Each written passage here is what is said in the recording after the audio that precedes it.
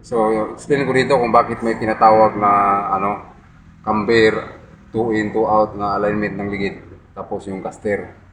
So, saan ba ina-adjust yan? So, kapag sinabing 2 in mga boss, yung ng angle ng gulong yan.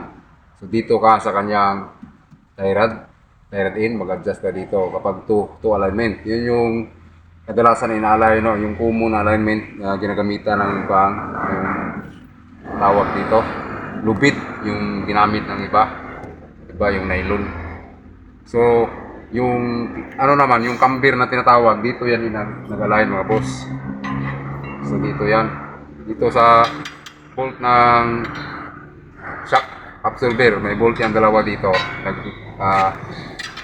yung ng dito sa hub. Pakita ko dito, may tinatawag na eccentric bolt. So hindi lahat ng sasakyan may eccentric bolt. May mga sasakyan na walang eccentric bolt. So dito na lang sila nag-adjust sa butas ng shock absorber. So itong itong bolt na to ay meron siyang eccentric bolt. Papakita ko sa inyo ano yung eccentric bolt.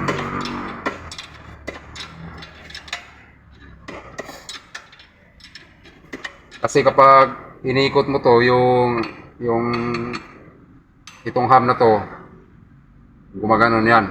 May positive, may negative camber, positive camber. Depende sa specs ng sasakyan.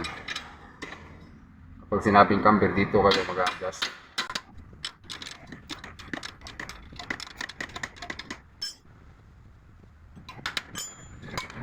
So ito yung tinatawag na eccentric bolt mga boss.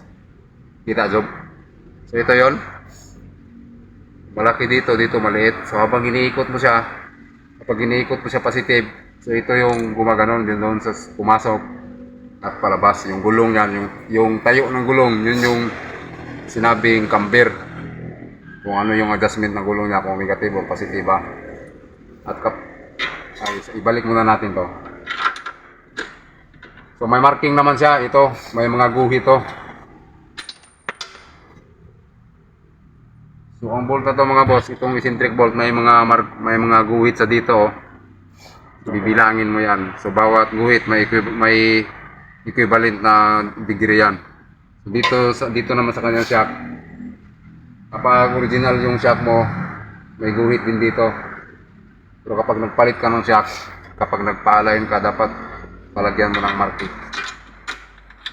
Para sakaling magtanggal ka ay diretso-diretso ka na. At yung sinabi naman na mga boss, caster. So hindi lahat ng sasakyan mayroong adjustment na caster. May iba na wala. So kapag caster dito sa ilalim, sa kanyang lower arm side, dito yan ina-adjust. So ang sasakyan na to ay wala itong caster. Yun na kailangan mag-adjust ng caster. Ang iba meron. So itong sasakyan na to, ito yung nasa likod ko, yung sports car. May caster alignment siya. So, dito lang mga boss, yun lang. Sana nakatulong yun sa mga nyo, araw-araw na gawain sa mga DIYers natin. Okay? Okay na.